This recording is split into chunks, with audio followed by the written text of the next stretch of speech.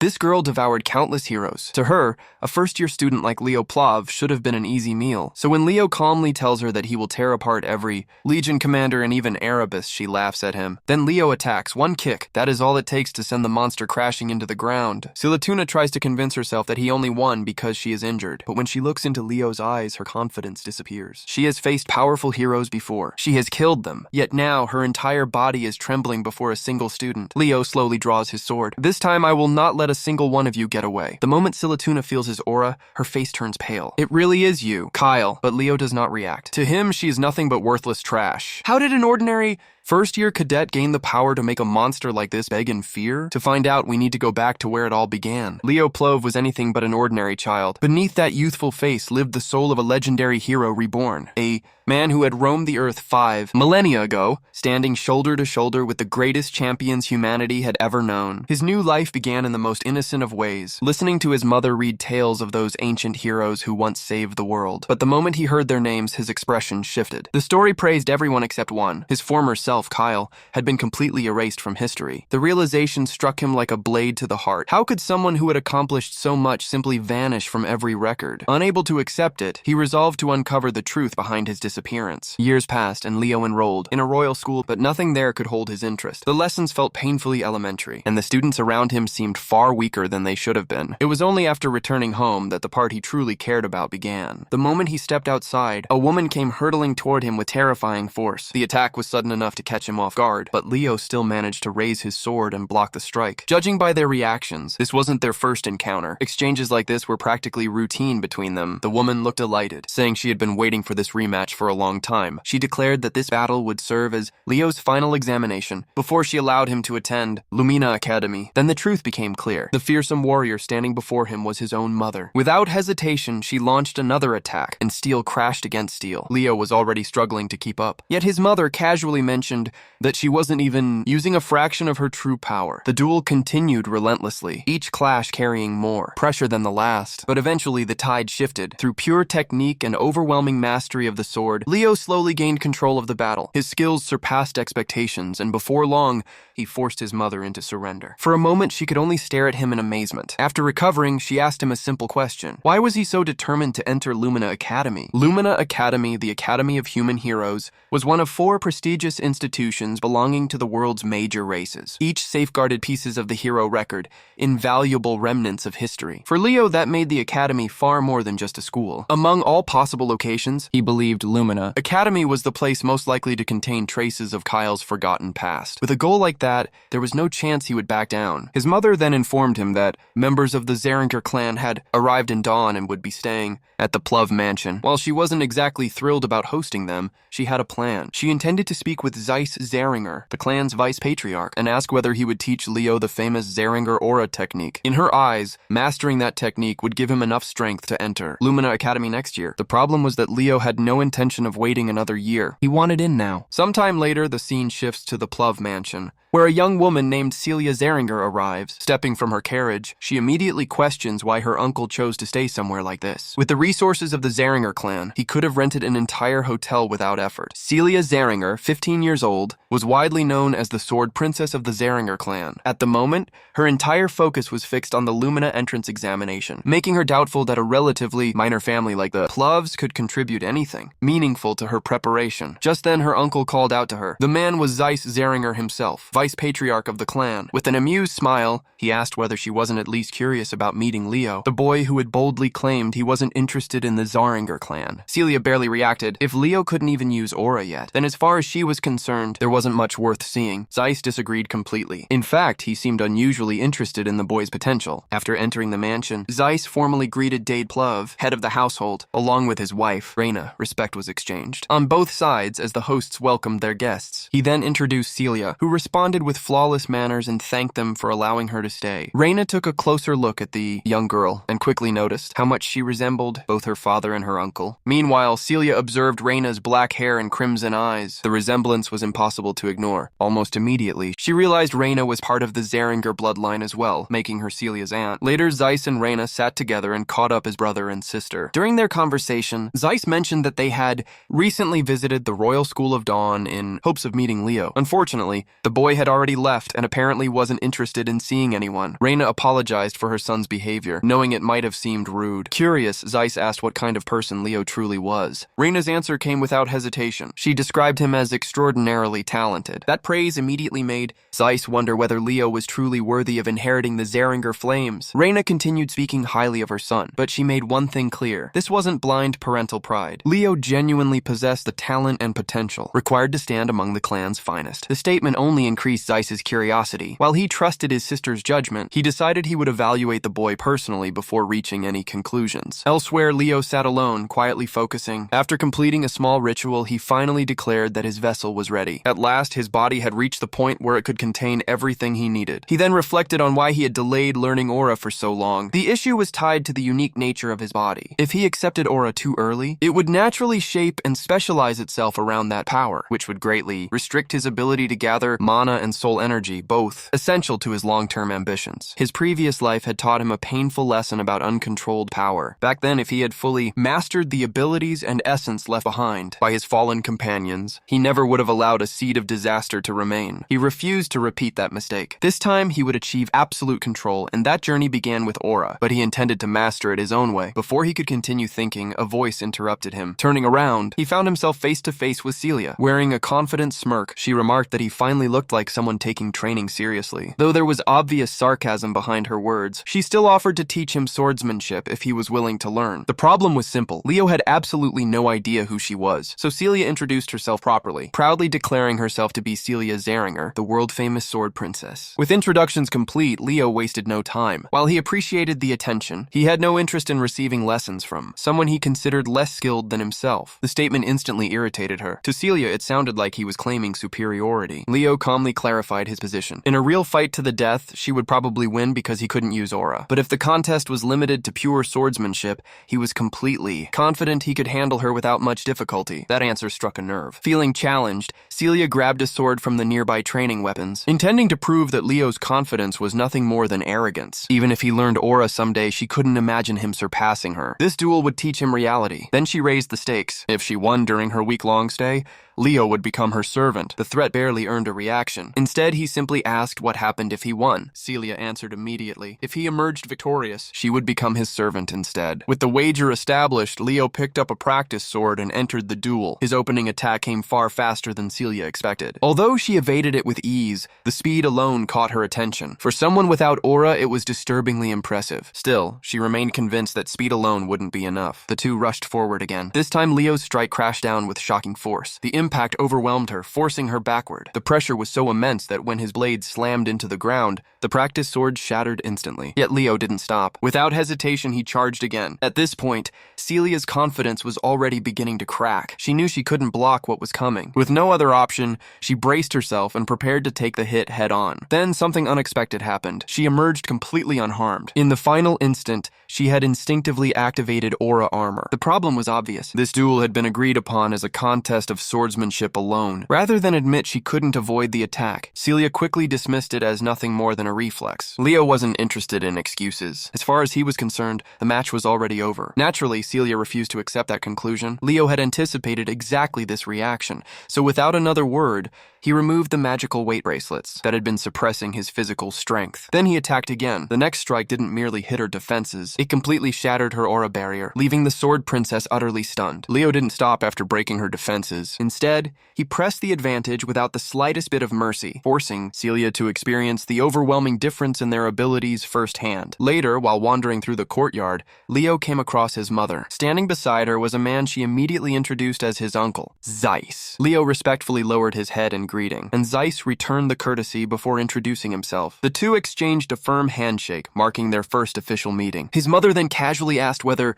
he had already met Celia. The Question instantly reminded Leo of how the proud sword princess had collapsed after their duel, overwhelmed by the shock and fear. Before he could explain, a knight arrived with a report regarding Celia's condition. The update caught Zeiss's attention immediately. Learning that Leo had defeated, Celia, despite not possessing aura, left him genuinely impressed. He openly praised the achievement as remarkable. Leo, however, brushed aside the compliment, insisting that Celia had simply underestimated him. Curious, Zeiss asked what exactly had been wagered in their duel. Leo answered without hesitation. The loser was supposed to become the winner's servant, which meant that for the next week, Celia technically belonged to him as a maid. The idea clearly didn't sit well with Zeiss. Even so, he understood the importance of honoring promises. While he couldn't allow a member of the Zeringer direct bloodline to perform ordinary maid duties, he hoped Leo would agree to release her from the agreement. In return, he offered a reward he considered far more valuable. Leo rejected the proposal immediately. The wager had been made between him and Celia, nothing more. As long as she carried the Zeringer name, she was responsible for honoring her own words. Seeing that reasoning fail, Zeiss tried another angle. Would Leo really be willing to give up the chance to learn the Zeringer aura breathing method? Leo's answer came with a sharp edge. In his eyes, a technique offered merely to save someone from embarrassment wasn't worth learning in the first place. At that point,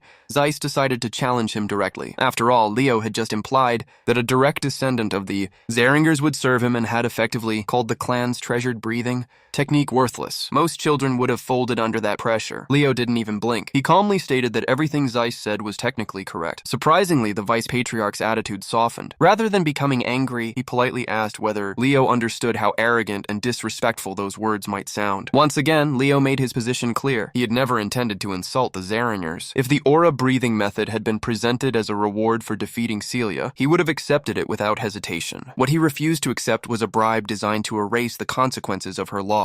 From Leo's perspective, refusing to acknowledge Celia's defeat implied that everyone believed she was superior and had only lost due to bad luck. He rejected that idea completely. Even if Celia had fought him seriously from the beginning, the outcome would have remained exactly the same. Hearing such confidence only made his mother prouder. As for Zeiss, the more he listened, the more fascinated he became. The boy's refusal wasn't driven by greed or ambition. He simply disliked the reasoning behind the offer. To Zeiss, that level of conviction was extraordinary. For a brief moment, he couldn't help wishing a child like Leo had been born into the Zeringer family. Finally, he turned toward his knights and instructed them to move Celia into the maid quarters. Then he granted Leo a special privilege, allowing him to address his uncle without formal honorifics. After their conversation ended, Leo departed. Watching him leave, Zeiss confidently told his sister that once he returned home, he would do everything possible to convince the patriarch to allow Leo access to the clan's legendary technique, Phoenix Breath. The story then shifts to Leo's room. The first thing anyone would notice was Celia's expression. The once proud sword princess looked like she wanted the floor to swallow her whole. With visible embarrassment, she introduced herself as Celia, the maid assigned to serve Leo for the next week. Meanwhile, Leo was enjoying every second of it. What surprised him even more was how well the simple maid outfit suited her. Her usual noble appearance was gone,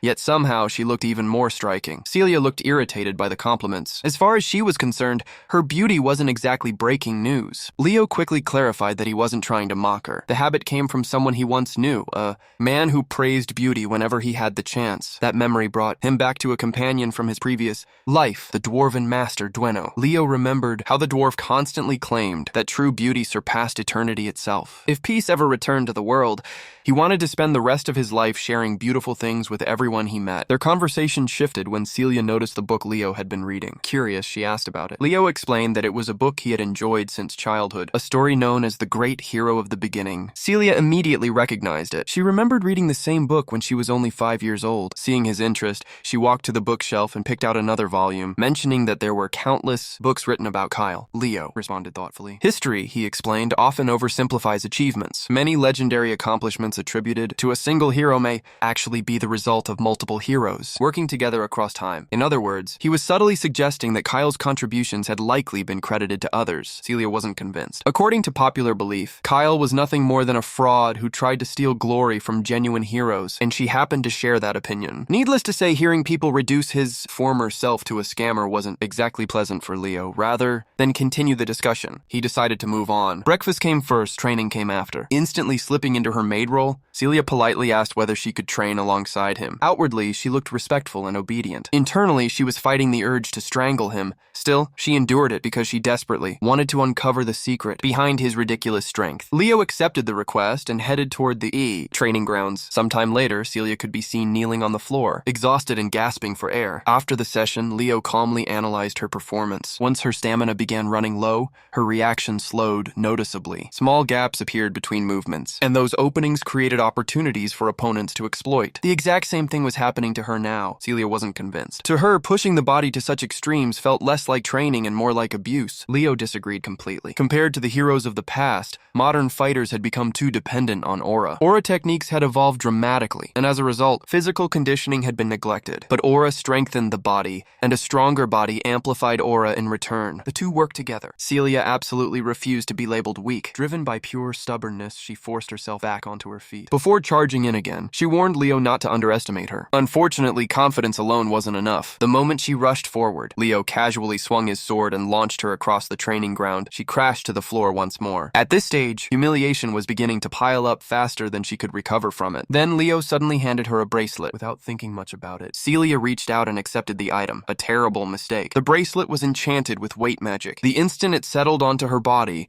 its absurd heaviness became apparent. Meanwhile, Leo revealed a rather frightening smile. From now on, she would be training while wearing it. The following day, even Zeiss came to observe their training. Watching Celia struggle under the relentless regimen, he couldn't help but think this experience might be exactly what she needed. Before heading to Lumina Academy, having her pride shattered once or twice could do her some good. Then he called out to Leo and shared some exciting news. He was considering requesting permission from the Patriarch to allow Leo to inherit Phoenix Breath. The name immediately caught Leo's attention. As far as he remembered, Phoenix Breath was the foundational aura technique of the Zeringer family itself. Only individuals officially acknowledged by the clan could inherit it. Even Celia doubted her father would approve such a decision. Zeiss had already considered that possibility, which was why he presented a condition. If Leo successfully passed the Lumina entrance examination, he would be granted the opportunity to learn Phoenix Breath. The proposal instantly bothered Celia. In her eyes, Leo was still someone who couldn't even use aura. The entrance examination involved real combat. It wasn't a place for amateurs. Leo casually admitted that he lacked actual battle experience. Of course, that statement ignored an entire previous lifetime spent fighting wars and monsters. Zeiss waited for his answer. Leo agreed almost immediately, provided his parents approved. Time moved quickly. Before long, a full week had passed, and the day of the Lumina entrance examination finally arrived. The moment participants noticed Celia Zeringer among the applicants,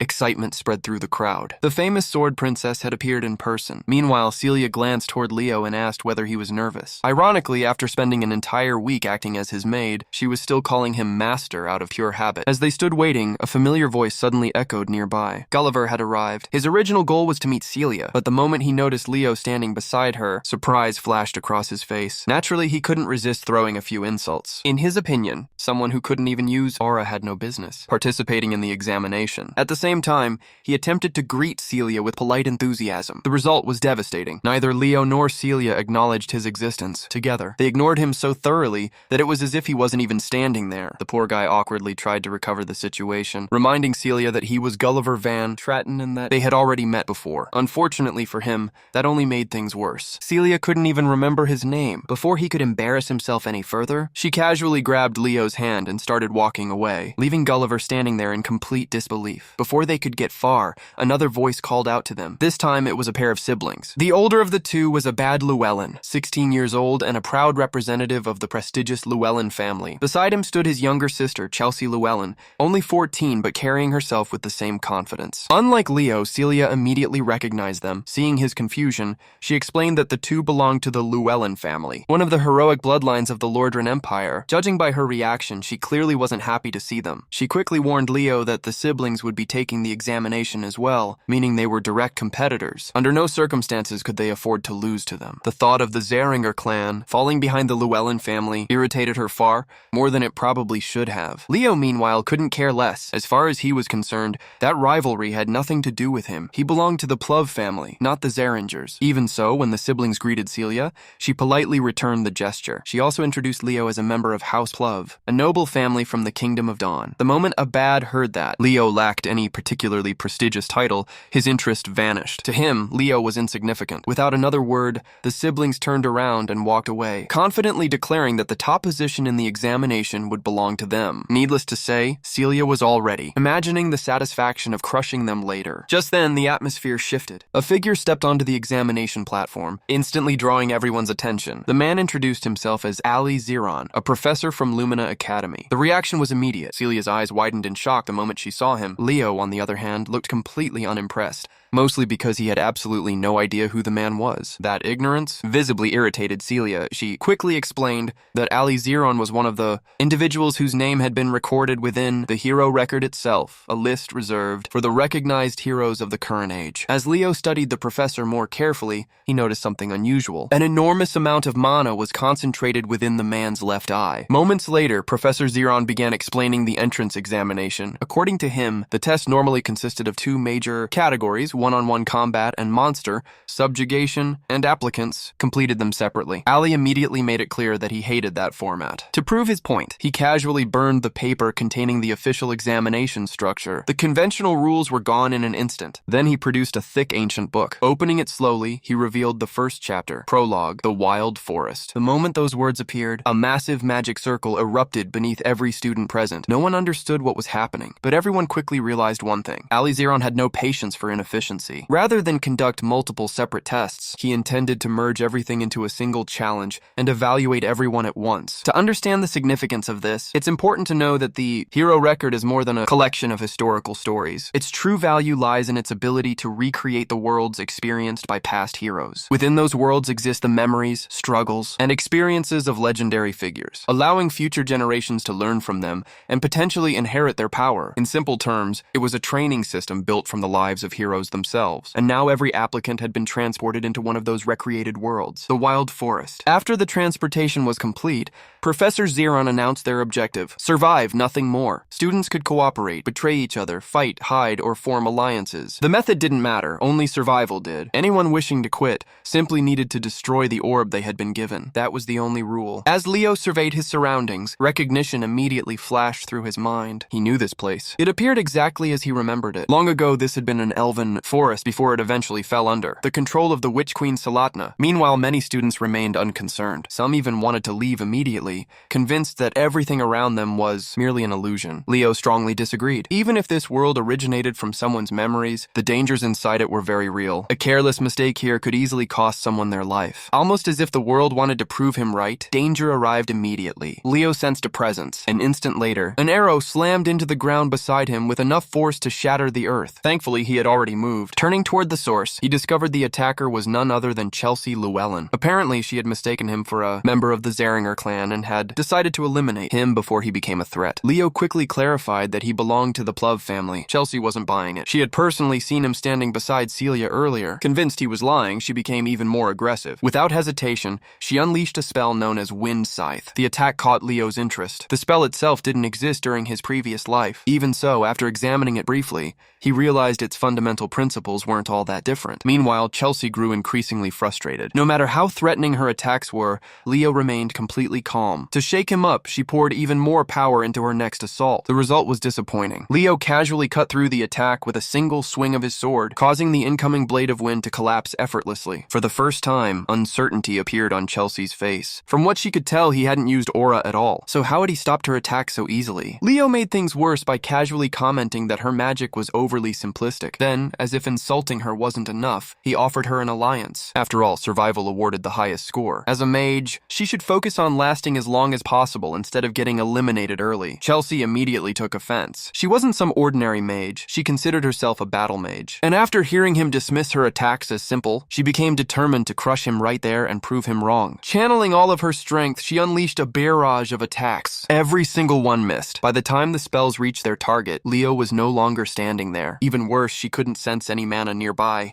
making it impossible to track his position. Then, she suddenly saw him right in front of her, close enough to touch. His fist was already clenched. The story never explicitly shows whether that punch connected, but judging from Chelsea's reaction, it hardly mattered. The strength vanished from her legs, and her knees nearly gave out beneath her. That alone revealed who had won the exchange. Even then, Leo calmly reminded her that his alliance offer remained available possible if she reconsidered. Before her answer could be heard, the perspective shifts. Inside Lumina Academy, members of the faculty watched the examination unfold through magical screens. Many were excited. The competition was finally becoming interesting. Back in the forest, however, Chelsea quickly discovered that Leo wasn't nearly as kind as he appeared. Rather than receiving special treatment, she found herself tied tightly against a tree. The expression on Leo's face made it painfully obvious that he had a plan, and it wasn't one she was going to enjoy. To make matters worse, he built a small campfire nearby as night began settling over the forest. Slowly, the flames grew larger. Then they started creeping toward Chelsea. Panic immediately set in. The situation became even worse when the fire reached her clothes. Leo calmly explained that everything could be avoided if she simply agreed to cooperate. Unfortunately, Chelsea was unbelievably stubborn. She flatly refused. The only person she intended to ally with was her brother. Attempting to escape, she tried casting wind magic. Nothing happened. Leo had already prepared a magic restricting skill specifically to prevent that. Although internally, he knew the technique wouldn't hold forever. His mana reserves weren't large enough to maintain it indefinitely. Eventually, Chelsea gave in slightly. She reasoned that she didn't need magic to escape. Leo had already anticipated that thought, which was exactly why he never took his eyes off her. The moment she considered trying something clever,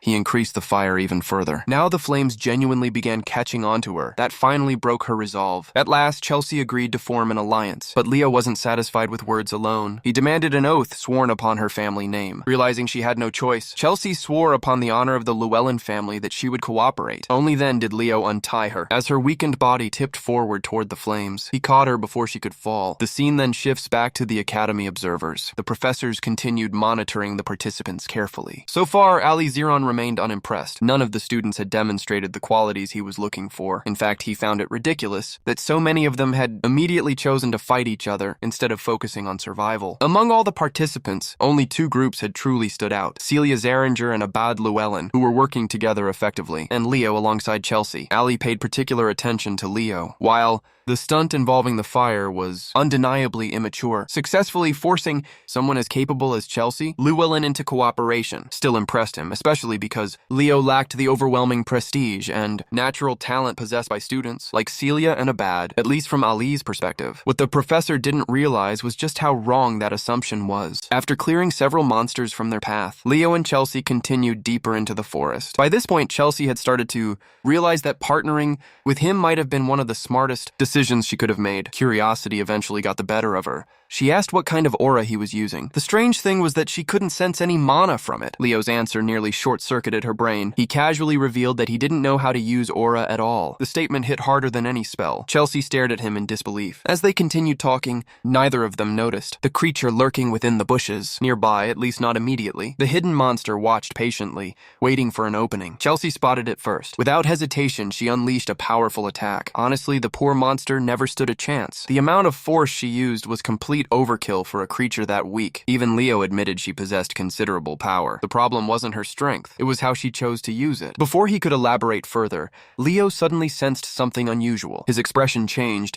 Immediately, he ordered Chelsea to stop moving. The ground beneath them felt wrong. Kneeling down, he inspected the area more carefully and discovered dried earth, mixed with decaying corpses. That was all the confirmation he needed. A split second later, an explosion erupted. The trap had been triggered. Thankfully, Leo reacted instantly, grabbing Chelsea and leaping away before the blast could consume them. The people responsible for the ambush finally revealed themselves, none other than Gulliver and his companions. Considering Gulliver's grudge against Leo, the attack wasn't exactly surprising. Without wasting time, Gulliver ordered one of his lackeys to charge. The unfortunate volunteer obeyed immediately. It was a terrible decision. The moment he approached, Leo greeted him with a devastating punch that nearly shattered his jaw, sending him crashing to the ground in an instant. Leo stood there completely unfazed, radiating confidence while calmly telling Chelsea to watch his back. For a brief moment, she froze.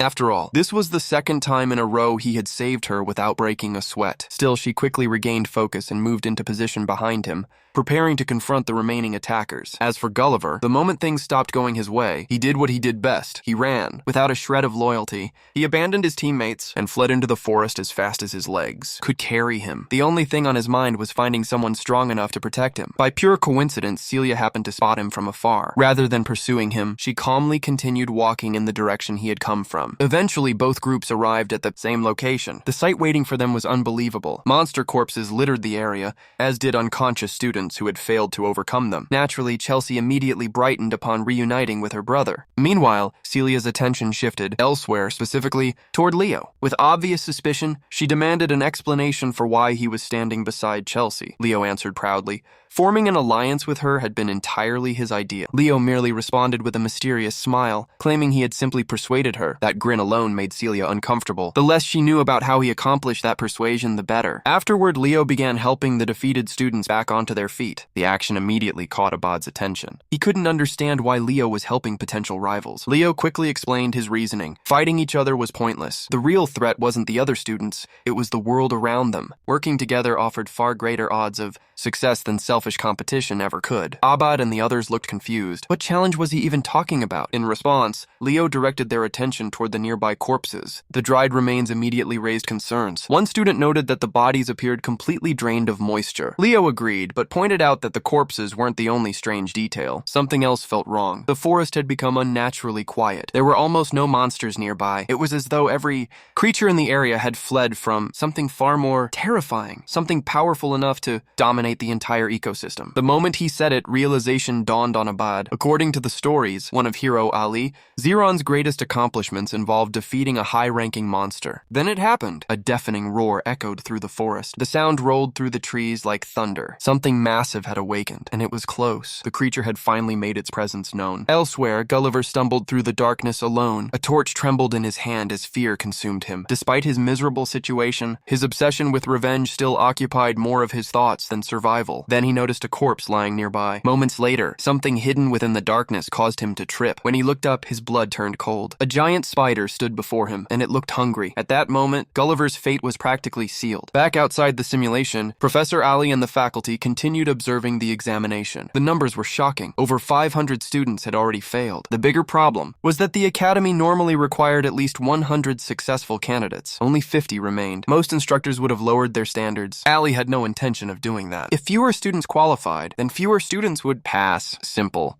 The headmaster had placed him in charge specifically because he was willing to prioritize quality over quantity. Ali believed true heroes revealed themselves during moments of crisis. And among all the candidates, one name had begun drawing his attention. Leo Plove, the unexpected dark horse. The question was whether this dark horse could survive what came next. Back within the examination, the remaining students hurried through the darkness. Visibility was poor. Navigating the forest had become increasingly difficult. Eventually, Celia illuminated her sword, creating a crimson glow that cut through the darkness. That's when she saw it, the spider. Its horrifying form emerged from the shadows while feeding upon its prey. The sight alone sent chills through everyone present. Abad reacted immediately. Gathering mana, he prepared a powerful spell, but before he could release it, Leo stopped him. At the same time, he instructed Gulliver to break his crystal. The poor fool was practically being eaten alive, making resistance impossible. Desperate, Gulliver crushed the crystal. Electric energy erupted within the spider's mouth as the emergency activated. With preparations complete, Abad unleashed Windfang. The spell struck true. The monster was wounded but not defeated. As the dust settled, everyone finally grasped the level of danger standing before them. This wasn't an ordinary creature. It was the Spider Princess Tarantula, and she was an absolute nightmare. One reckless student charged forward, believing a direct attack would make a difference. He was humbled instantly. A single strike sent him flying across the battlefield. Next came Celia. Confident as ever, she launched a crimson attack capable of piercing through most opponents. The beam struck the spider directly, causing visible damage and forcing it to recoil. For a brief moment, it seemed effective. Then the creature regenerated almost immediately. The wound disappeared as though it had never existed. Celia's attack had accomplished virtually nothing. Abad used the opportunity to point out the difference between a knight's power and a mage's destructive potential. Then he unleashed Raffle. A violent spiral of wind tore into the spider from every direction. The attack looked devastating, yet when it finally ended, the monster remained standing, completely alive and staring directly at him. For the first time, genuine fear crossed Abad's face. Chelsea immediately intervened. Using Windbreaker, she shielded her brother from the incoming counterattack. Even then, one of the spider's claws managed to slash him. Thanks to Chelsea's assistance, he escaped losing an arm by the narrowest margin. At this point, despair began creeping into everyone's hearts. Every attack failed. Every wound regenerated. Nothing worked. Slowly, the Spider Princess advanced, preparing to finish them all. That was when Leo finally stepped forward. He revealed that this monster was the daughter of Salatna herself, a notorious beast that once served within Erebos' army. The same monster responsible for burning down the elven forest. As Leo spoke, another realization surfaced. The mana contained within Professor Ali's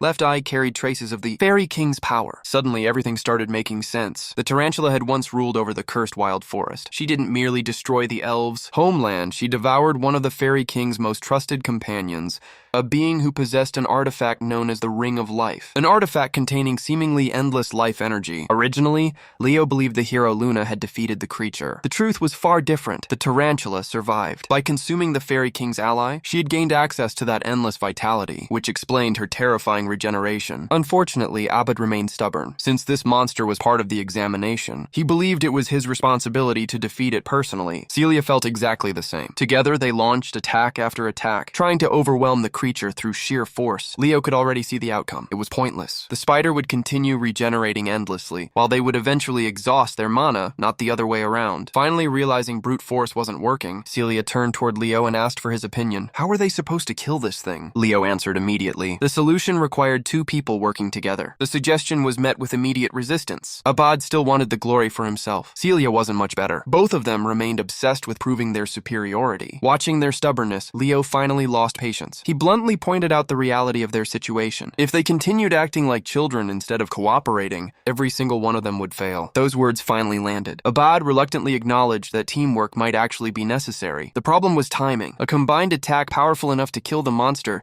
would require preparation. Someone needed to buy them that opportunity, and none of the remaining students seemed capable of holding the creature back. That was when Leo stepped forward, calmly, confidently, and volunteered himself. He claimed he could stall the monster long enough for them to prepare the finishing blow. The statement immediately stunned everyone, especially Celia. From her perspective, Leo had completely lost his mind. After all, he still couldn't even use aura. Leo calmly estimated that in his current condition, he could keep the monster occupied for no more than 5 minutes. That answer didn't exactly inspire confidence. Abad immediately voiced his concern, worried that even with that much time, their combined attack might still fail. Leo wasn't worried in the slightest. With complete confidence, he picked up a weapon lying nearby and explained that fire and wind naturally complemented each other. If Celia and Abad combined their powers properly, it would be enough. For perhaps the first time, the proud sword princess and the arrogant genius mage agreed to fight toward the same goal. Meanwhile, Leo fixed his gaze on the monstrous spider. To everyone else, it was a nightmare. To him, it was something different, a challenge, a reminder of the world he once lived in. The battle began immediately. Before anyone could react, Leo rushed forward and severed one of the creature's limbs with a clean strike. The sight alone stunned Celia and Abad. Then he followed up by carving into the monster's face, showing absolutely no fear while confronting the terrifying creature. Seeing it again stirred old memories. Suddenly,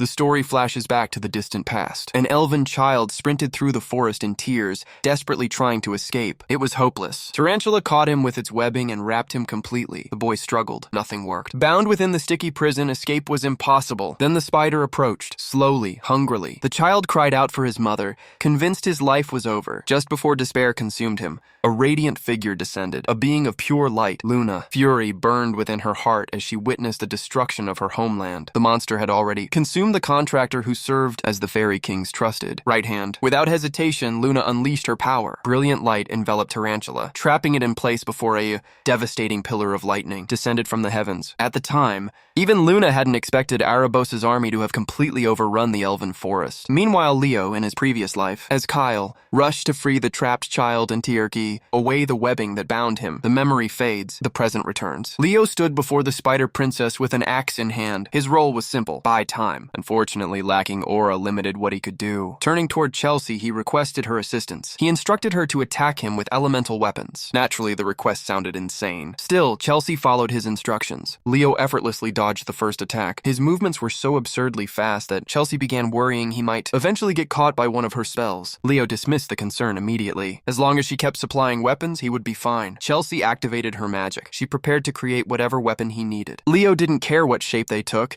As long as they could cut, they were useful. Moments later, she formed new weapons. Even before seeing them clearly, Leo correctly guessed their forms: a scimitar, a bastard sword. Armed with both, he launched another relentless assault. Every swing tore through the spider's body. Whenever a weapon shattered, Chelsea immediately forged another. A dagger, a battle axe, another blade, then another. The exchange continued non-stop. Watching Leo fight was honestly difficult to comprehend. Chelsea had never seen anyone wield so many different weapons so naturally. His physical ability alone bordered on the absurd. At this point, she was convinced she was watching a master martial artist. Even Abad couldn't deny Leo's strength anymore. Still, even Leo wasn't untouchable. A sudden strike managed to graze his face, leaving a shallow cut. The wound only strengthened his resolve. If he couldn't stop a spider here and now, his fallen companions would never let him hear the end of it in the afterlife. That thought alone pushed him forward. He intensified his assault and cut through the monster once again. Then he called out for another weapon. This time, however, Chelsea had bad news. She was completely out. No weapons remained. Even Leo looked surprised. Fortunately, they had already bought enough time. Behind them, Celia had finished preparing her strongest attack. The moment arrived. A massive spiral of roaring fire erupted forward and swallowed the spider whole. The inferno completely engulfed the creature. This time, there was no recovery, no regeneration, no survival.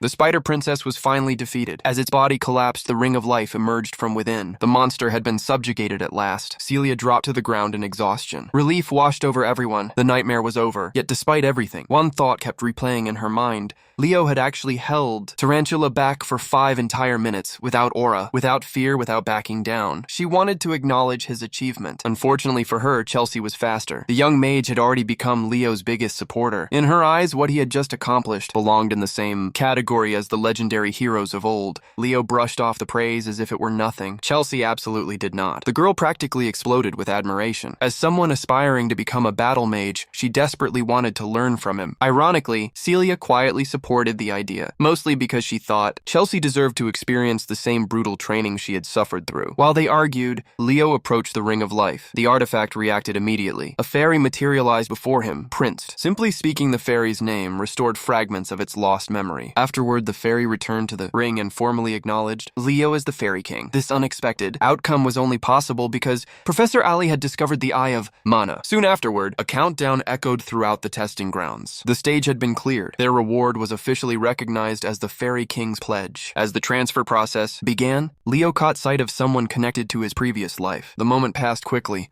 Then the scene shifts. Far away, Callan Badian, the Academy's headmaster, reviewed the examination results from the Western Territory. His assistant couldn't help wondering how many students Ali had actually allowed to pass. Given the professor's impossible standards, expectations were low. To their surprise, 40 students had successfully cleared the examination. The number was still small, but considering Ali's involvement, it was practically a miracle. The headmaster admitted he had expected 10 survivors at most. 40 was a remarkable outcome, naturally. Everyone assumed the top performers would be Celia Zeringer or Abad Llewellyn. Then another report arrived. Apparently, Ali had personally recommended one student as the representative of the year. The revelation stunned everyone. Ali almost never recommended anyone. Surely it had to be Celia or Abad. Instead, the report revealed a completely unexpected name, a student who had outperformed both of them, Leo Plove. Back on Ali's side, the professor continued evaluating the boy. In his official assessment, he recommended Leo as the representative of the Night Division. Even the headmaster was shocked. For Ali to praise a student so highly was nearly unheard of. More astonishingly, the professor described Leo as someone possessing the talent of a true hero. With the examination finally concluded, Leo found himself relaxing alone inside a steaming sauna. For the first time in a while, he could simply enjoy the warmth. His reward for clearing the hero world was the Fairy King's pledge. Normally, hero worlds didn't hand out rewards, yet somehow he had become an exception. The reason remained a mystery. As he pondered it, his mother appeared before him. Without warning, she asked whether he knew why she had been expelled from the Zeringer clan. The answer lay in her past. While attempting to save an ally,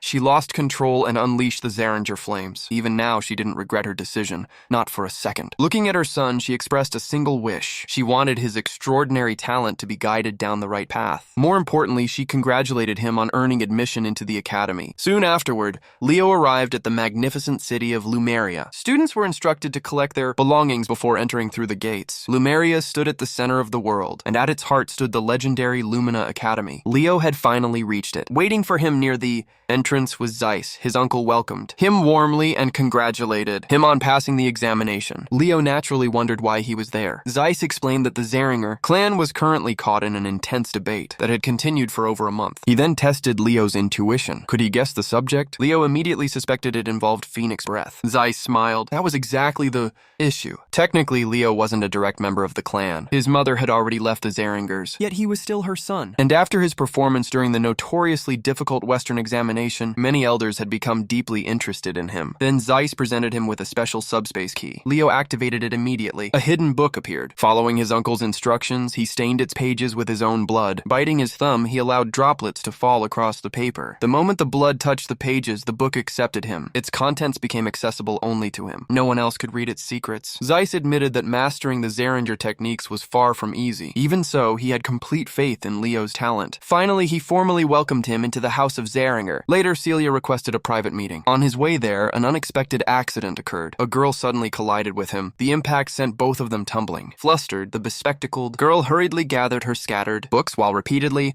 apologizing for her carelessness. She rushed away before Leo could say much. Only afterward did he notice a card she had dropped. Picking it up, he discovered her identity, K.H. Lohmuller, a first-year student at the academy. When Leo finally arrived at the meeting spot, he was greeted by an irritated Celia. She immediately complained that they still had plenty of shopping to do and that he was already late. Leo apologized and explained that he had unexpectedly run into his uncle. Curious, Celia eagerly asked what happened. Rather than answer directly, Leo raised his hand. A moment later, the flames of the Zeringer clan ignited. He casually asked whether he was using the technique correctly. Celia's mind practically stopped functioning. The impossible had happened. Leo had mastered the clan's secret technique in less than a month. The achievement was so absurd that she genuinely began questioning whether he was even human. Later that day, the Sword Princess and the Forgotten Hero watched a ship arrive at the harbor. A man introduced himself as Professor Alandu, instructor of the night class. He instructed the students to board immediately. Their journey toward Lumina Academy was finally beginning. As the ship sailed onward, the students relaxed and enjoyed the voyage. At one point, Leo and Celia stood together. Unfortunately, their appearance immediately gave the wrong impression. A confident young man approached and jokingly treated them like a couple. The comment instantly irritated Celia. The newcomer introduced himself as Thomas, an alchemist from the kingdom of Mora. He was also a merchant, apparently willing to sell just about anything. Ever the businessman,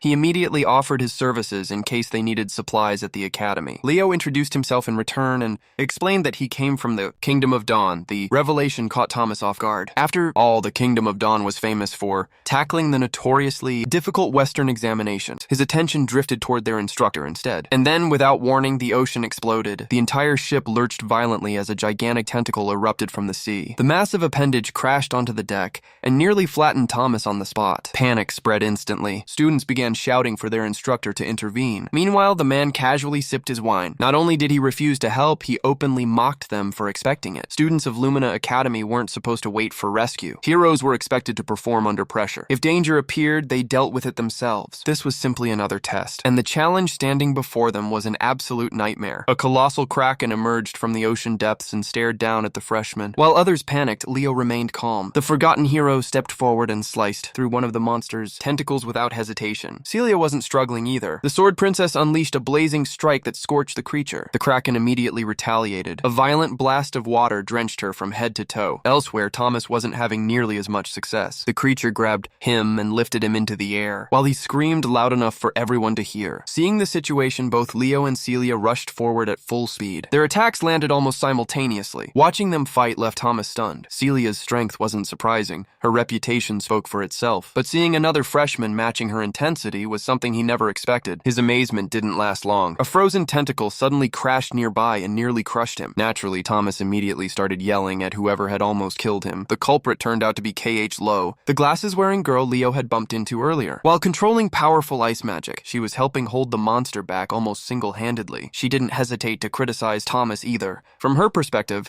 he was contributing more noise than value. Thomas fired back immediately. In his eyes, talented people like her never cared about weaker individuals trying to help. As the battle continued, another tentacle shattered. Then familiar faces arrived. Abad and Chelsea entered the fight. Despite joining forces against the Kraken, the rivalry between their clan and the Zeringers clearly wasn't going anywhere. Even so, Chelsea's attention kept drifting toward Leo. Apparently, being enemies hadn't stopped her from becoming his admirer. Meanwhile, countless sea monsters continued surrounding the vessel on its journey toward the academy. Watching the chaos unfold, the instructor looked completely satisfied. To him, this was the perfect welcome party for the incoming freshmen. Wine still in hand, he evaluated the strongest performers. Celia, Abad, K.H. Lowe, Walden, and Dern Moira. The regional captains were performing exceptionally well, yet there was one student who stood apart from all of them. Someone who didn't dominate any specific region, someone almost nobody knew. Leo Plov. His swordsmanship bordered on perfection. Even more frightening was his ability to react. It almost looked as if he could predict attacks before they happened. The instructor couldn't help smiling. Teaching a student like that was going to be interesting. Eventually, even Thomas exhausted his stockpile of potions. Thankfully, the academy finally came into view. The moment they disembarked,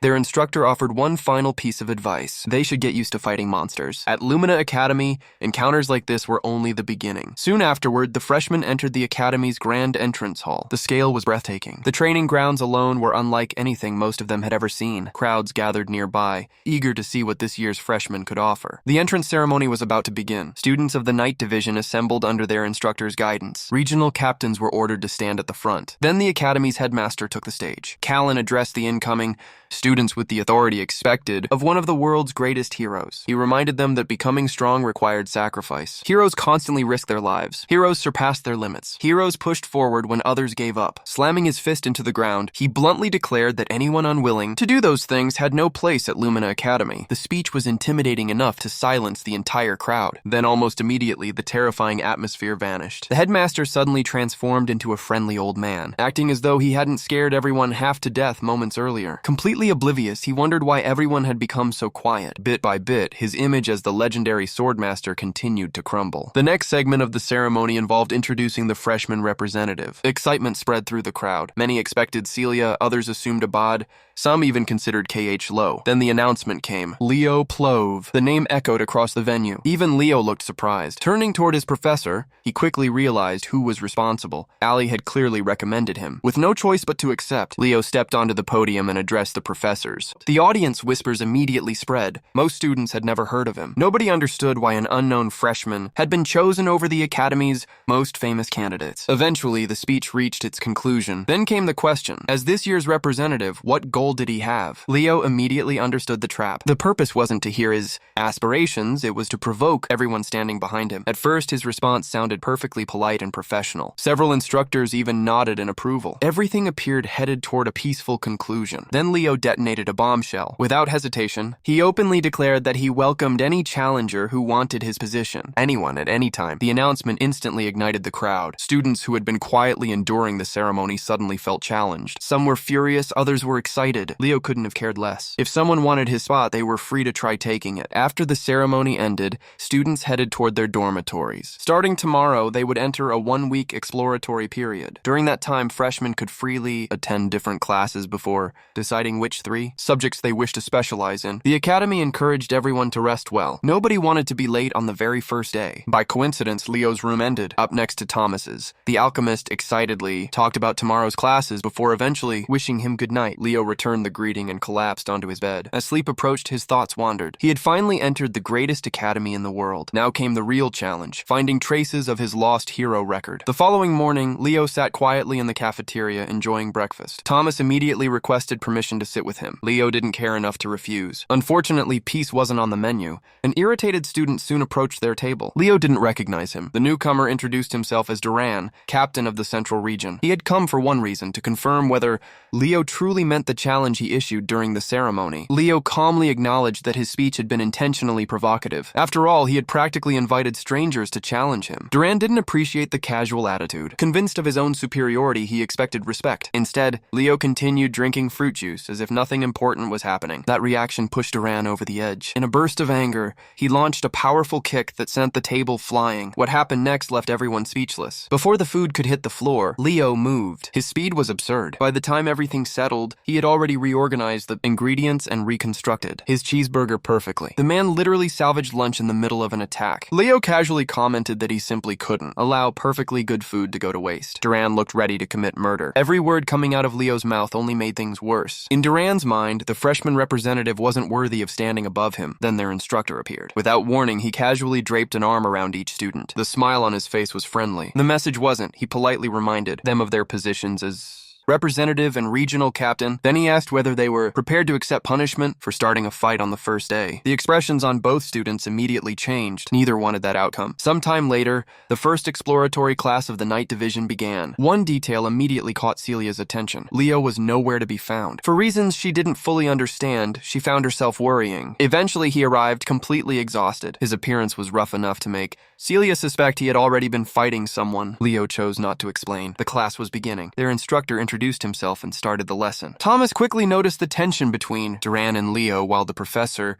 explained the 3 major forms of Power derived from mana, magic energy, soul energy, and aura. Among the three, aura was considered the most difficult to master. Celia confidently explained why. Unlike the others, aura required mana to lose its natural fluidity during the conversion process. The instructor praised her answer. Magic and soul energy utilized mana in its natural form. Aura was different. It absorbed mana and transformed it into a force suited for strengthening the body. To demonstrate, he released aura before the class. Then he asked a question. Did anyone know what allowed aura to function once it had been processed? The room fell silent. Even Celia couldn't produce a complete answer. Then Leo spoke. According to him, aura required mana to be burned. The instructor immediately confirmed he was correct, but Leo didn't stop there. When asked about the most important factor in that process, he answered again, stamina. The instructor became visibly impressed. Had Leo studied aura before? No, he hadn't, which somehow made his answer even more unbelievable. A student with no formal aura, education had accurately explained its fundamental principles. Satisfied with the theory lesson, the instructor decided to move on. Using aura, he created a platform beneath his feet. Aura step, a technique that concentrated aura into the legs. Descending back to the ground, he explained that aura's applications were practically limitless. Around the training area, students began experimenting with the concept. Some practiced, others sparred. Meanwhile, Celia seized the opportunity to tease Leo. She generously offered to teach him aura step herself. There was only one condition: he had to call her sister. Leo wasn't interested. Understanding the principles was enough for him. The instructor then shifted attention toward Duran,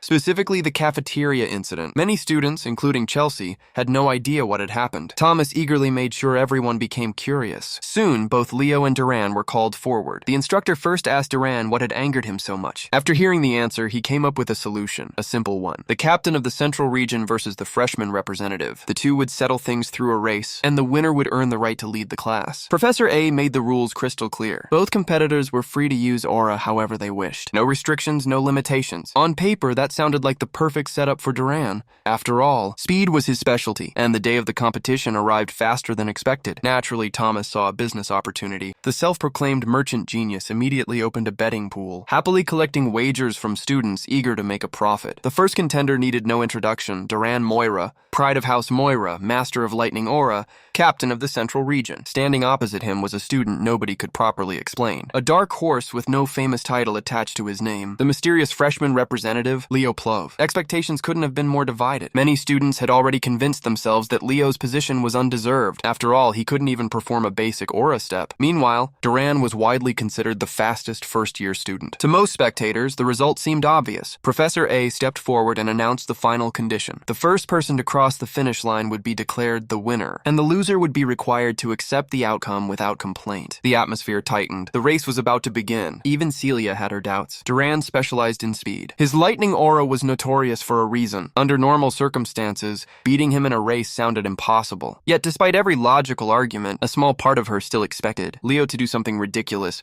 something only Leo would attempt. The signal was given. The race began. The moment Professor A shouted the start, Duran exploded forward. Lightning aura wrapped around his body as he accelerated with terrifying speed. The gap appeared instantly. Meanwhile, Leo remained calm. The trash talk coming from the crowd didn't even earn a reaction. As expected, Duran surged ahead. The captain of the Central Region looked completely untouchable. Leo, on the other hand, seemed to be falling behind at first. Then he began channeling a small amount of aura into his feet. The audience immediately started talking. Some openly accused him of somehow cheating his way into becoming representative. Others mocked him outright. Among a sea of criticism, only one voice stood out: Chelsea. The battle maid shouted, encouragement at the top of her lungs, completely unbothered by everyone else's opinion. Ahead of them, Duran continued proving why his family was feared. He really was as fast as lightning. Watching him reach the halfway point in an absurd amount of time left, Carr growing increasingly nervous. If things continued like this, Leo was going to lose. Then Leo did something nobody expected. Instead of speeding up, he slowed down. The crowd blinked. Had he given up? His momentum vanished completely. Then things got even weirder. Leo left the track completely. He ran toward the edge and started heading for the surrounding structures. Even Celia couldn't make sense of it. She believed in him, but this looked insane. To everyone watching, he had officially lost his mind. Meanwhile, Leo focused entirely on one thing: increasing the density of the aura concentrated in his feet. His body launched into a series of impossible jumps. He crossed the grass, vaulted over obstacles, then leaped directly into the spectator stands. The audience stared in complete confusion. Leo calmly turned and watched Duran continue racing ahead. The distance between them grew larger, but Leo wasn't worried. The aura beneath his feet continued compressing, growing denser, heavier, hotter, until finally the pressure reached its limit. The stands beneath him cracked and Leo jumped. One explosive leap. That was all it took. The force was so overwhelming that a miniature explosion erupted where he had been standing. The blast alone distracted Duran. Then something shot out of the smoke, a blazing red streak, a meteor. Leo launched across the track with absurd momentum, cutting through the remaining distance in an instant. As he flew past Duran, he couldn't resist taking a jab. The forgotten hero casually mocked the speed specialist by calling him slow. Then he vanished ahead. Moments later, Leo crossed the finish line. His landing was smooth, effortless, almost elegant. Several meters behind him, Duran could only stare. His lightning aura had already faded. The result was undeniable. He had lost. Leo simply looked back and smiled. Victory secured. Granted, part of the arena was now damaged beyond recognition, but from his perspective, it was absolutely worth it. The crowd stood frozen. Only seconds earlier, they had been criticizing him. Now they didn't know what to think. Everyone knew Duran was considered the fastest among the freshmen, yet he had been beaten. Not by another aura prodigy, not by some noble genius, but by a boy who technically hadn't even mastered aura yet. Among all the spectators, only a handful truly understood what had happened. Celia was one of them. That wasn't an aura step. What Leo had displayed was something far more advanced. The Phoenix step. Back near the finish line, Carr and Chelsea nearly exploded with excitement. Their friend had actually done it. Professor A, meanwhile, quietly analyzed the race. Duran had used lightning aura exactly as expected. His speed increase was impressive, but Leo had approached the challenge differently. Instead of improving his overall speed, he focused every ounce of fire aura into a single movement. One perfect step. One flawless application. A simple concept executed at an absurd level. After catching his breath, Leo walked over to Duran and extended his hand. He congratulated him on the race, and even admitted that a longer course might have produced a different result. Duran wasn't interested. Still bitter over the loss, he ignored the handshake and brushed past him. Professor A watched the interaction carefully. For the first time in a long while, he felt genuine excitement. Among this generation, a hero worthy of the title might actually emerge. The moment Leo returned to his friends, Chelsea bombarded him with praise. According to her, he was the coolest person alive. She immediately demanded more training. Carr couldn't help asking why Chelsea seemed completely obsessed with Leo instead of appreciating him. The answer was painfully obvious to everyone else. Once class ended, Carr invited everyone to a cafe and even offered to pay. Leo declined. Without another word, he quietly separated from the group. Naturally, they wanted to know where he was going. His answer confused all of them. A summoning class? The reaction was immediate. Why would a night division student attend a summoning lecture? As always, Leo had his reasons. Research. There was still one mystery he hadn't solved. The Fairy King's Pledge. As far as he understood, rewards from a hero world were always connected to the world owner's power. That was the problem. Alizeron was a pure magician, not a summoner. If the reward followed the normal rules, Leo should have received something related to magic. Instead, the reward seemed deeply connected to summoning. Even stranger, interacting with fairies normally required access to fairyland. At the moment, the reward felt almost unusable. While waiting outside the summoning class, a familiar voice approached him. The speaker turned out to be Chenzia, captain of the Eastern region, top scorer of her territory. Unlike certain regional captains, she was surprisingly approachable, polite, friendly, easy to talk to. After exchanging greetings, she insisted he call her Zia, since she already knew he belonged to the Night Division. Finding him outside a summoning class was unexpected. Leo explained that his interest was more closely related to spiritualism. That answer immediately brightened her mood. If that was the case, they would probably encounter each other in many future classes. The conversation naturally shifted toward spirit contracts. When asked about her spirit, Zia summoned a beautiful water sprite. The creature appeared effortlessly at her side. Leo admitted he hadn't formed a contract with any spirit yet. As kind as ever, Zia immediately offered her help. If he ever needed assistance learning spirit summoning, she would gladly support him. Leo had no intention of refusing useful connections. Then he made a dangerous mistake. He asked her age. Zia smiled. 17. She also pointed out that Leo was only 15. Internally, Leo couldn't help thinking she looked much younger. Honestly, she appeared younger than Chelsea. The brief pause didn't escape Zia's notice. Immediately, she asked whether he was thinking something rude. Leo denied everything. A survival instinct every man understands. Eventually, Zia revealed the real reason she approached him. She had watched the race against Duran. The image of Leo streaking across the arena like a blazing comet had remained stuck in her mind ever since. Inspired by what she saw, she challenged him. One day somewhere, the two of them would compete. Leo found the request amusing. Naturally, he accepted. After dealing with so many eccentric personalities, meeting someone relatively normal was refreshing. Soon afterward, the exploratory summoning class officially began, and right away, things felt different. For starters, there wasn't even a classroom. The students were gathered outside in an open field. Several notable figures were already present. Leo scanned the area and immediately noticed how few students had attended. Honestly, it wasn't surprising. Summoning had never been a popular field. As he wondered why the lesson was being held outdoors, the answer arrived from above. A massive shadow swallowed the sunlight. Students looked up, then panic spread. A gigantic winged creature flew overhead. Its scaled body blocked out the sky. Moments later, it descended. The beast landed with enough force to shake the ground beneath them, a black wyvern. The sight alone caused several students to nearly collapse. Some lost all strength in their legs. Others forgot how to breathe. Then a woman jumped down from the creature's back. Smiling confidently, she remarked that her wyvern seemed quite fond of the class. The woman introduced herself, Yura Marin, their summoning instructor for the entire academic year. The reaction from the male students was immediate. Long white hair, athletic physique, striking features, a dangerous charm that drew attention without effort. Half the class looked ready to become her summoned creatures on the spot. Seeing her reminded Leo of Dueno. If the dwarf had been here, he would have completely lost his mind. Unlike Luna or Lucas, Yura possessed an entirely different kind of beauty, the sort that would have inspired an endless amount of artistic research. Ignoring the students' internal chaos, Yura got straight to business. She addressed the freshmen as her little hatchlings and explained that anyone accepted into this prestigious program must possess at least some talent for summoning. Now it was time to find out exactly how much. The freshmen answered with confidence. Miss Yura seemed pleased by the energy in their voices. Good. That meant there was no reason to waste time. They would be moving straight into practical training. Without delay, she called for Carlo, the first-year associate professor of the summoning department, and instructed him to bring out the griffins. The moment the creatures appeared, excitement spread through the students. Yura explained the plan. Everyone would ride in pairs. There were enough griffins for every student. Simple. The problem was that almost none of them had ever ridden a griffin before. The moment someone voiced concern,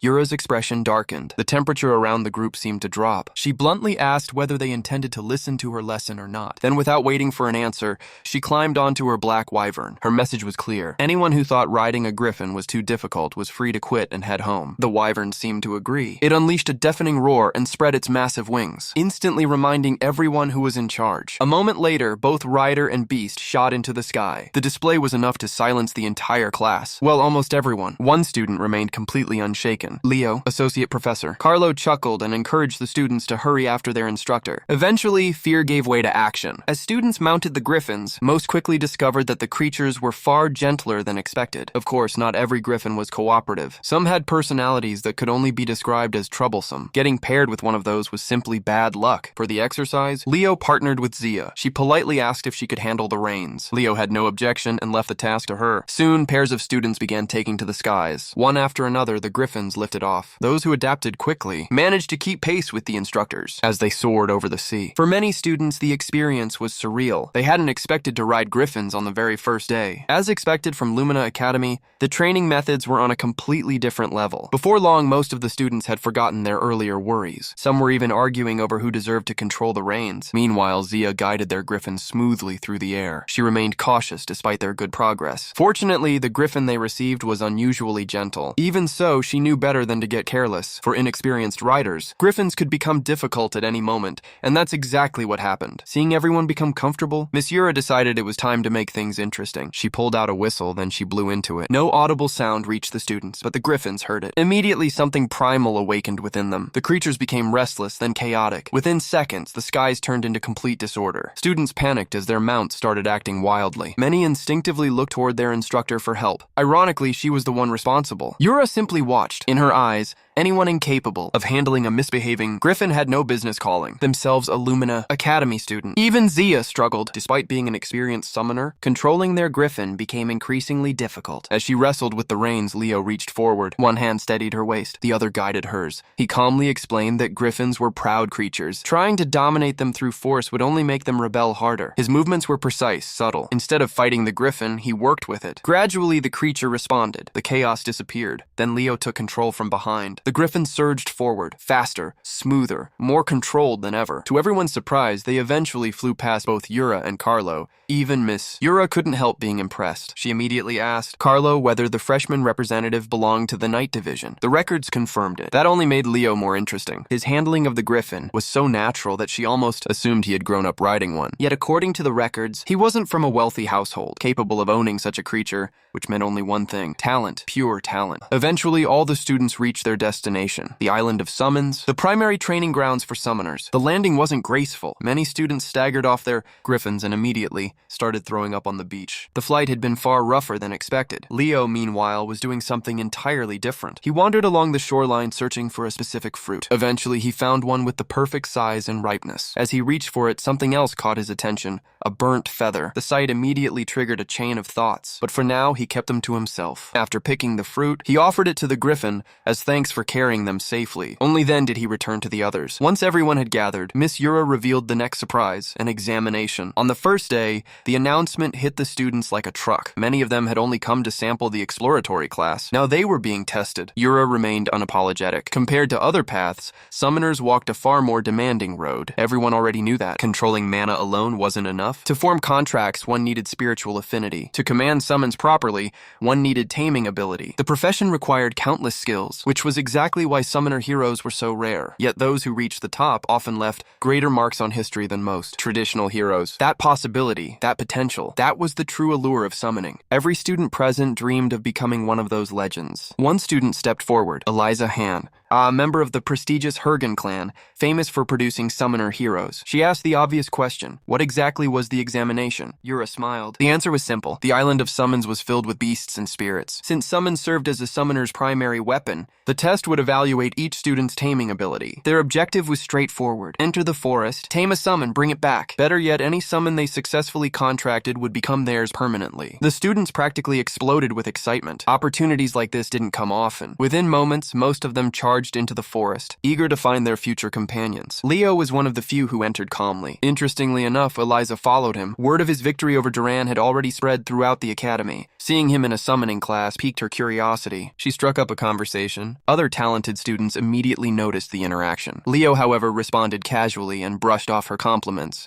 He claimed he was simply doing his best. The dismissal irritated Eliza more than she expected. Most people would have been thrilled to receive attention from someone like her. Observing from afar, Miss Yura quietly noted the students who stood out. The future leaders of her class were already revealing themselves. As time passed, many students successfully began taming creatures. Yet none of those summons interested Leo, not even slightly. Some students eventually noticed something unusual. The freshman representative kept moving deeper into the forest, far deeper than anyone else. Predictably, a few people started hoping for his failure. Maybe he wouldn't find a summon. Maybe he'd receive a 0. Maybe he'd run back to the night division where he belonged. Leo couldn't have cared less. Ignoring the noise, he continued following a trail. His guide was the feather he had discovered earlier. Moments ago, the feather's tip had been burned black. Now it had completely restored itself. That alone was enough to confirm his suspicions. Eventually, he reached a secluded clearing. After making sure nobody was nearby, he summoned the flames of the Zaringer clan. The feather was reduced to ashes instantly. An overwhelming heat erupted. Behind him, the kind of heat that seemed capable of burning the world itself. Back in his hometown, life had become quieter after Leo left. Reina spent her day preparing food outdoors, creating meals worthy of a fantasy movie. Yet despite the peaceful atmosphere, she couldn't stop worrying. It was only her son's first day at school. Surely she was overthinking things, right? If she could see what Leo was currently facing, she would realize her concern was completely justified. Trying to reassure herself, she reminded herself that Leo was strong. Meanwhile, that very boy stood surrounded by flames powerful enough to melt reason itself. The source of the inferno was one of the 3 great summons, the legendary phoenix. The majestic creature stared at him with blazing eyes. Confusion flickered within its gaze. Why was a mere child wielding the flames of the Zaringer clan? The phoenix explained that it had only appeared because it sensed Reina's flames. Hearing his mother's name immediately caught Leo's attention. Curious, he asked how the legendary summon knew her. Apparently, the timing of their meeting was no coincidence. The phoenix knew Reina personally. More than that, it owed her a tremendous debt. The creature finally introduced itself. Fina, one of the 3 great mystical summons, the legendary phoenix. Out of respect for Reina's bloodline, Fina greeted Leo with equal respect. Leo returned the courtesy and asked about her connection to his mother. Fina revealed the story. Years ago, Reina had saved the life of Fina's summoner, a hero named Ellen Lunda. The name alone nearly made Leo jump. Ellen Lunda wasn't just anyone, she was a genuine hero. The incident occurred during a dungeon expedition in Siren. Ellen had lost every companion she entered with. Her own death was moments away. Then Reina appeared, charging into the battlefield like a blazing comet. She saved the hero, but the cost was enormous. In the process, Reina lost her own blazing aura. Had that event never happened, Fina believed Reina would have eventually claimed a seat among the world's heroes. It was the first time Leo had heard the full story. Still, it matched everything his mother had ever said. She never regretted her choice, not once. Fina laughed warmly. That answer sounded exactly like the Reina she remembered. Changing topics, Leo asked why a legendary phoenix was hiding at Lumina Academy. Unfortunately, Fina couldn't answer. That information remained secret. Instead, she turned her attention toward Leo. Why was a young knight wandering the island of summons? When Leo explained that he was studying summoning, Fina took a closer look, and then she froze. The aura inside him was absurd, dense, ancient, far beyond what should exist within a 15-year-old boy. For a brief moment, he didn't look like a child at all. The phoenix burst into laughter. Fate truly worked in mysterious ways. At long last, an opportunity had appeared, a chance to repay the debt she owed to Reina Zaringer. Fina gently urged Leo to extend his hand and accept her flame. The fire drifted toward his palm, dancing across his skin before slowly condensing into the shape of an egg. Inside rested the offspring of a phoenix. The legendary summon explained her wish. One day, when Leo became a true summoner worthy of standing among legends, she hoped he would form a contract with her child. Technically, the egg had been intended for another summoner, but Fina had made up her mind. She wanted Leo. Naturally, Leo asked the obvious question, why wait? If the egg was here now, couldn't he hatch and tame it immediately? The moment those words left his mouth, Fina nearly collapsed from shock. Before she could stop him, flames had already begun gathering around his body. Alarm flashed across her face. This wasn't something a novice should even attempt. If the process failed, death was a very real possibility, but Leo had already crossed the point of no return. As the hatching ritual began, the outside world faded away. For a brief moment, nothing existed except Leo and the fire within the egg. The blaze was beautiful, hypnotic. Unable to resist, he reached out toward it. The instant his fingers touched the flame, everything changed. The tiny spark erupted into a raging inferno. Leo instinctively pulled back. The heat was unbearable. Breathing became difficult. Every instinct screamed at him to run. This was the true nature of Phoenix fire. Then realization struck. Perhaps this trial existed for a reason. Perhaps it was meant to show him the burden carried by the mythical birds themselves. A phoenix generated those flames by continuously burning its own body. Every day, every moment, their flesh was constantly consumed and regenerated. An endless cycle of agony and rebirth. A pain few beings could ever comprehend. For the first time, Leo understood even a fraction of that suffering, and so he stopped resisting. Instead of fighting the fire, he embraced it. He accepted the pain, accepted the flames, accepted the burden. The inferno swallowed him completely. The blaze surged through his body and reached its peak, then suddenly cracked. The egg began to break. Leo opened his eyes. Something inside him had changed. A new understanding, a new acceptance. The agony had left its mark upon his soul. The flames that had consumed him slowly gathered around the egg. The hatching accelerated. Fina watched nervously. Then she asked the question, had he succeeded? Leo answered without hesitation, yes. The phoenix stared for a moment before laughing in disbelief. What he had just accomplished was completely insane, even by her standards. At that moment, she genuinely believed he might one day become the greatest summoner in the world. Before the hatching was even finished, she was already congratulating him on the successful contract. The eggshell finally burned away. From the ashes emerged a tiny red chick, Fiora, the newborn phoenix. Fina was so excited that she immediately transformed into her human form. With complete trust, she entrusted her child to Leo. Ironically, the legendary offspring of one of the three great summons looked less like a divine beast and more like an adorable little chicken. An extremely cute little chicken. By midday, most students had already returned to the beach. The majority came back with relatively harmless summons found near the outskirts of the forest. With only 5 minutes left, Miss Yura glanced toward Carlo and asked how much time remained. Anyone who hadn't returned would soon fail. As expected,